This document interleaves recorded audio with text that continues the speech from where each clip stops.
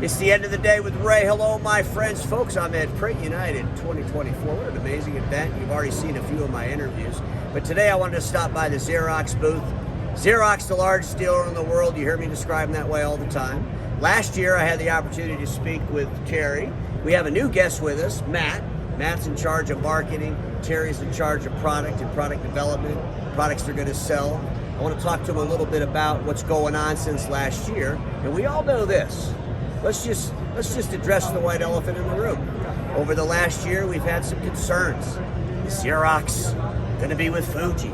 Is Fuji going to fire Xerox? And of course, if you watch my show, I thought all those things were stupid.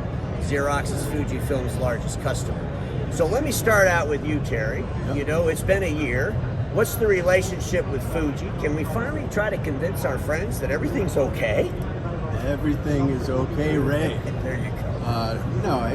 The relationship is different these days. We're no longer a joint venture.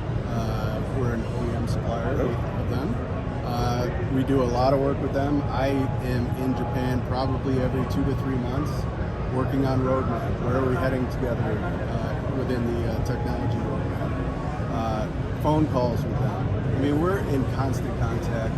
I work directly with the leads within the production space as well as the office space. Both CEOs just met back a couple months, or a month and a half ago. We met together with Homicide. So I would say the relationship is strong. There's a lot of FUD out there. There's a lot of people attempting to say that Fuji's firing us or no longer getting parts, etc. It's just not true. Strong relationship. And evidence of that is their CEO made a quote along with our CEO stating the strength of the relationship and how important both of us are to each other in order to be successful. We're in a declining marketplace. We're in a shifting and changing marketplace. And at the end of the day, change has come. Shifting and declining marketplaces. But I agree with you, and I've been saying it for 2.5 years now. You're Fuji's largest customer. Will Fuji try to find other partners and do other things? Of course they will. And that'll just put pressure on Xerox to give a different value add. It'll be a different differentiator, no big deal. So Matt, marketing. So we think about marketing, I mean, I can't even imagine, because anytime a company's going through a transition, especially a publicly traded global player, a lot of things you just can't say. That's right. I mean, you have a process, you're going through this process, you can't just tell everybody everything, you can't go out and run out and do brochures on something that you might do, you have to be able to do it. So how have you been dealing with that? Because I know you get probably a lot of pressure from the dealers in the market, maybe even from end users. Yeah. What the hell's Xerox story? Yeah. So how are you dealing with that, and what the hell is Xerox story? Yeah. So I mean, today, at Printing United, we're showing the end-to-end ecosystem, right? We're showing how we're delivering value through focusing on the client and their success, and how we're really wrapping more than the hardware solution with software solutions to make them more efficient, more cost-effective, make them more agile in the marketplace. In fact, we're showing new product that we have from our partner Fuji here on the floor today. So yeah, it's been there's been a lot of disruption, but where we're competing, we are really leading the way, and we're continuing to add value, and really that is through focus on the client and on their success. Well, at the end of the day, numbers don't lie. Xerox has been profitable. They have to deliver operating profit. They're a publicly traded company. I mean, some of these other folks are publicly traded as well, and they don't really care about delivering operating profit. Probably seen some episodes. But at the end of the day, delivering operating profit is important. Going through a transition and disruption is challenging. Xerox is the largest deal in the world. That's not going to change. I want to ask you a question, Terry. Sure. So you kicked off a new product manufactured by Fuji. Yep. What's it, 91 pages a minute? 81. 81 pages a minute. So what are we going to see next? Can you tell us that? Probably can't share a lot. Can you give us a hint? The PrimeLink C9200 as an example. It's a product that we announced today at Print United. We'll be beginning order taking in Q4, start to install probably in Q1 timeframe. Brand new clean sheet design, built from the ground up. And really what we did there was we took a lot of the technology that is found typically in a higher end device, like an iridescent press, that toner formulation has actually been brought down into an entry-level price point at a small footprint. So when you think about the dealer community, it's a great opportunity to bring in an asset that they can, that's affordable, is scalable. So if you we'll take a look at that machine later, but scalable from almost an office class size product all the way up to a complete production system with feeding, chain finishing, booklet making, you name it. So we're really excited about the product. The image quality on that product, absolutely tremendous. So I consider it sort of that utility play at that entry level production color segment. Well, I think the market would be excited about it. Absolutely. They're hungry for something from Xerox. Let me ask you this. Inkjet, and I'm started an Inkjet Revolution. Listen to me, I think inkjet should be an all-business print. You should get there quick.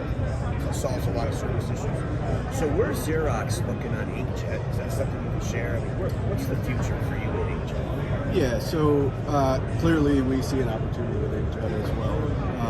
Definitely in the production space, when you think about the economics of an offset press, transitioning to a digital format, inkjet is probably the only way you're going to get to that economics to be able to do that. Now, there's always the issue of quality and consistency, right? But the inkjet technology has really come a long ways over the years. From our Baltoro press, we've redesigned that print head technology. We're actively at the moment looking at the best option to bring that to market. As we announced back in April when we stopped production of the iGen press and the Nevera product. At that time, Baltoro also were winding down. So that next generation product, which was really benchmarked based on the iGen press and even the Canon IX3200 as an example, really tried to work on exceeding that or bringing that quality level of the output with inkjet up to the level of toner and to the capability where now we can start to transition some of those pages off of offset, bring them into the digital world. So I can't tell you the exact plans. Stay tuned. But we're working on it. That's good. So, Matt, marketing. What's the next big marketing strategy coming from Xerox? What should the dealers be looking for? And what I mean by that is, like, we know you do print. We're going to do print until people stop printing. Everybody knows that. It's not going away until it stops going away. In the meantime, we have to bring these other products. We got to diversify a little bit. Share a little bit, maybe from a 30,000 foot view. What is a marketing strategy that dealers can get their head around? That Xerox is more than print. Yeah. So I think we continue to offer new things around print that really add value to print. Right? Whether that's in the office through apps on our MFPs, whether it's many of the things that we're showing here again at Printing United, it is workflow. It is it's print embellishment.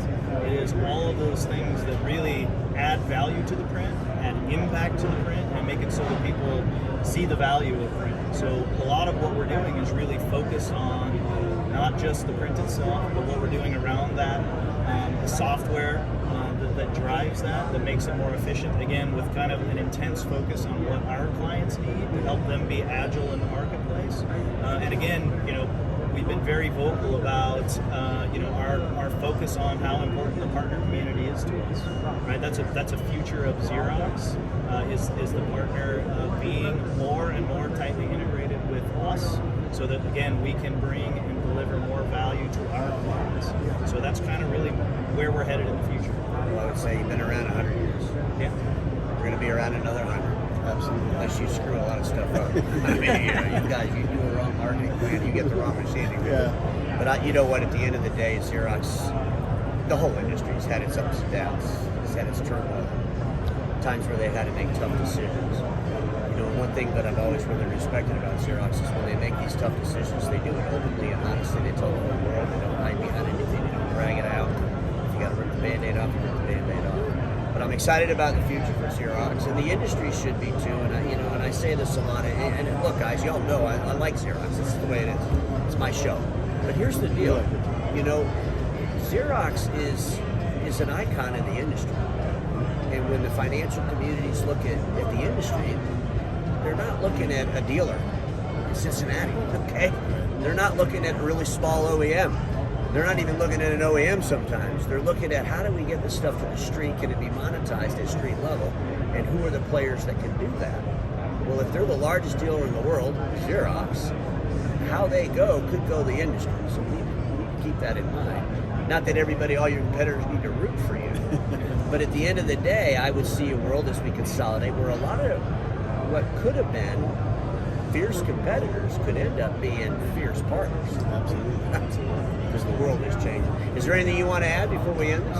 No, I mean, this has been a great show. We're sort of coming to the tail end of the show. Great traffic through our booth.